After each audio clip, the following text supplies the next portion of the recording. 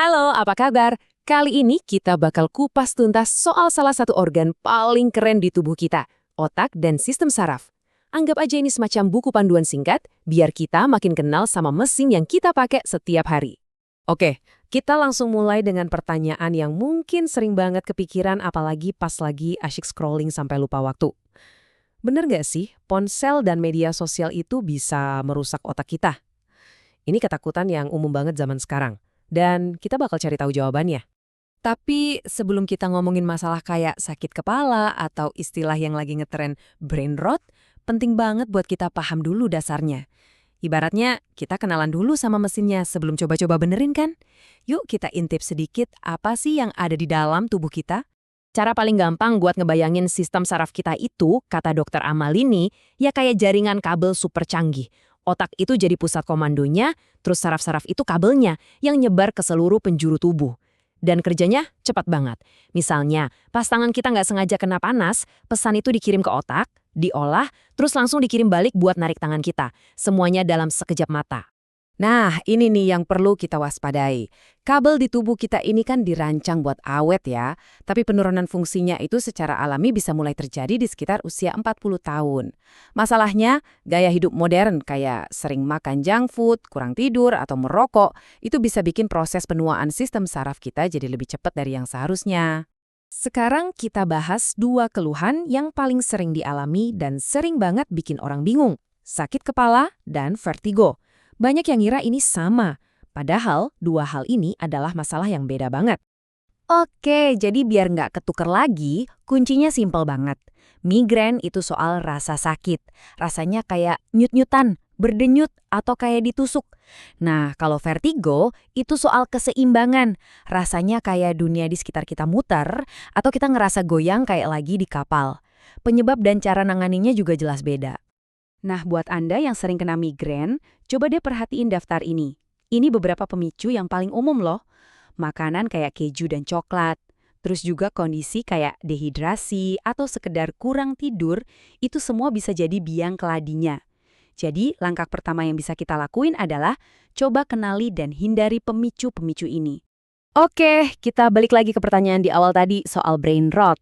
Walaupun kedengerannya kayak istilah iseng dari internet, ini sebenarnya ngegambarin siklus yang nyata banget terjadi dan bisa ngaruh ke fokus sama motivasi kita.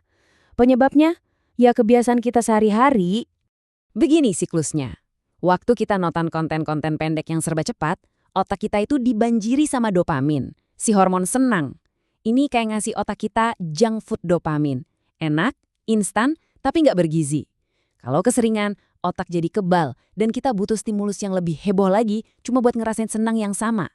Hasilnya, aktivitas biasa yang butuh fokus, kayak baca buku, jadi terasa super ngebosenin. Tapi ada kabar baik yang penting banget. Kata para ahli, ini tuh bukan kerusakan otak permanen. Ini lebih ke kondisi otak yang lagi kecapean karena distimulasi terus-terusan. Artinya, kondisi ini bisa banget diperbaiki. Terus, gimana cara benerinya? Kuncinya adalah memprogram ulang sistem dopamin kita. Coba deh, batasi waktu scrolling secara sadar, mungkin kurang dari sejam sehari. Latih lagi otak buat fokus ke satu hal aja dalam satu waktu, atau yang biasa disebut single tasking. Dan ya, baca buku fisik yang bukan dari layar, itu salah satu latihan terbaik buat ngelatih lagi otot fokus kita.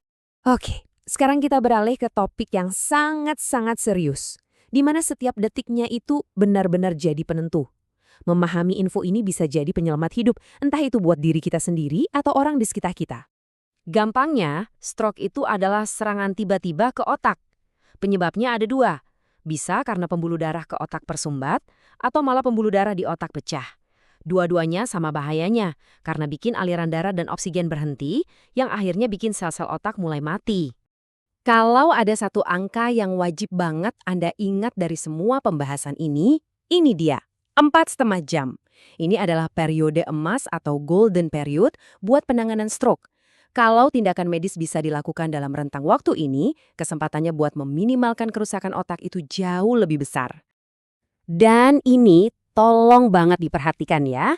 Ini pesan penting dari Dr. Amalini untuk meluruskan mitos yang berbahaya. Jangan pernah coba-coba pengobatan aneh kayak menusuk jari pakai jarum. Itu sama sekali nggak membantu dan cuma buang-buang waktu yang sangat berharga.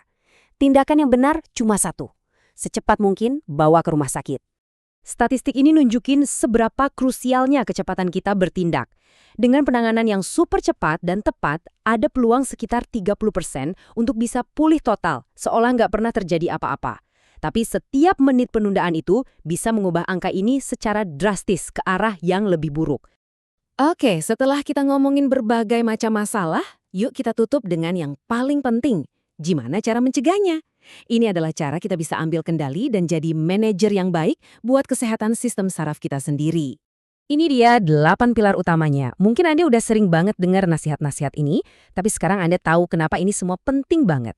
Setiap poin di daftar ini, mulai dari makanan sampai tidur cukup, itu adalah investasi langsung buat melindungi jaringan kabel super canggih di tubuh kita untuk jangka panjang. Jadi, pada akhirnya, semuanya kembali ke pilihan-pilihan kecil yang kita buat setiap hari. Nah, setelah tahu semua ini, kira-kira apa satu perubahan kecil yang bakal Anda pilih untuk dilakukan hari ini demi kesehatan otak Anda di masa depan?